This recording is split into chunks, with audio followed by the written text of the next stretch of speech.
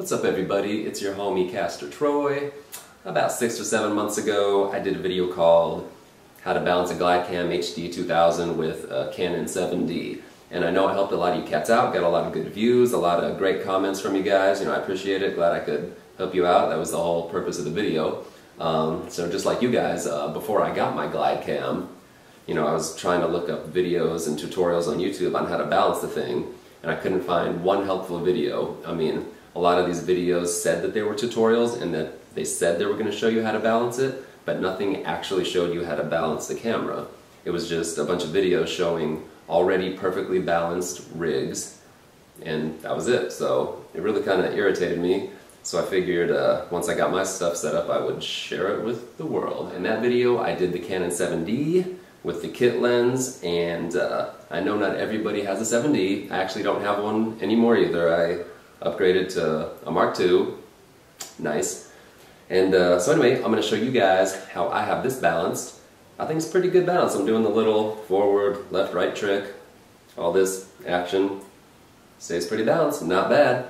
So if you haven't seen my first video, I will go through a couple things real quick. It comes with a manual. Read through half the manual, how it says to put it together. Once you get halfway through where it tells you how to balance this thing, just toss it in the trash because you're not going to use it. It's not going to help you at all.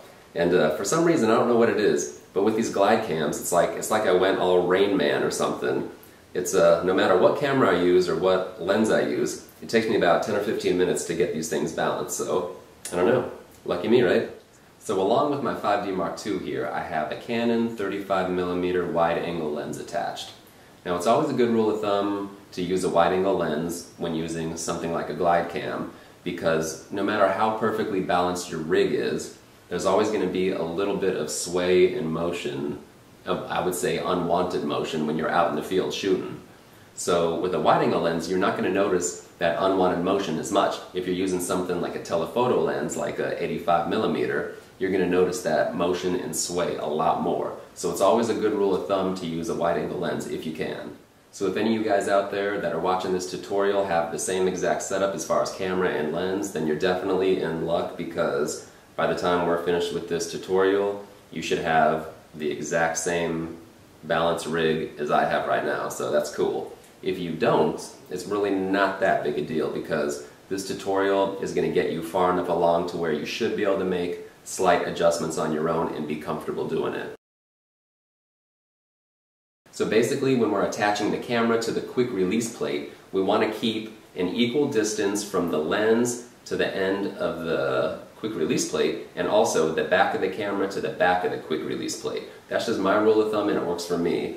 So what we're doing today is, on the bottom here, you're going to want to screw the camera into the quick release plate on the third hole from the back, okay? Third hole from the back, directly in the middle, okay? Directly in the middle, third hole from the back, directly in the middle, okay? Just like this. Just like that. That's it. Now, on the feet right here, you're going to only want to use one weight on each side. Just one weight, okay? One weight, no more than that.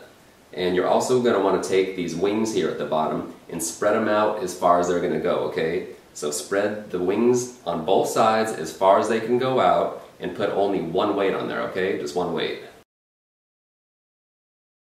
So after you've done that, we want to go down here to the shaft area, where we make the adjustments to either make the shaft longer or make it shorter. And this is an exact measurement. We want the gap right here from the bottom to the top of the plastic to be exactly 1/4 of an inch, okay? Exactly 1/4 of an inch. So make this adjustment and get it to exactly 1/4 of an inch. And obviously try to line up your camera with the front of the feet here so it's exactly straight. It'll just make it easier to balance when we go to the next step. We're going to want to do the 2 to 3 second drop test. Now that's where we take the rig just like this, put it just like that, and we're going to count to 3 and see if we got it. So let's see what happens. 1, 2, 3. Pretty good. Not bad at all. Looks like we got that drop.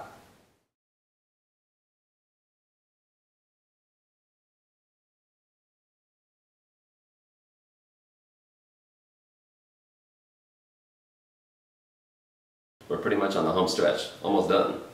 So basically just take your unit like this and let go of it. And you're going to see that your unit isn't quite balanced yet. It's definitely going to lean either to the left or to the right and front or backwards, okay? So this is what I like to do. Do not attempt to adjust them both at the same time. Basically get your forward and backwards motion balanced first, okay? So if your camera's leaning a little bit forward, take the knob at the back and adjust it so the weight comes back and until that part's balanced. Now once you've got that part balanced, whichever way your camera is leaning, left or right, adjust the knob here on the left to get that balanced. And once you've done that, you've got a balanced rig right there. And a couple things that I could say, most importantly, is when you're making these balancing adjustments up top, very slight turns, okay? Just very small turns make a huge difference, okay? So if you're like turning it like a quarter of the way, it's going to take you longer to balance. So words of advice, definitely make very small adjustments to get to where you need to be.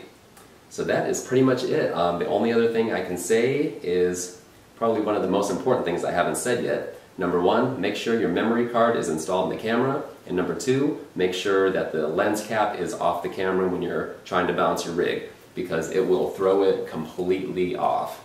I mean, it's balanced now, but just this little lens cap right here will completely throw this dude off. Look at this. Look at it go. It's like out of control. Like no balance whatsoever. That's my little tutorial. Hope it helped you guys out. If you have any questions, as always, hit me up in a comment. And if it was helpful, hit that like button, and even better, hit that subscription button. I'd really appreciate it. Catch you later.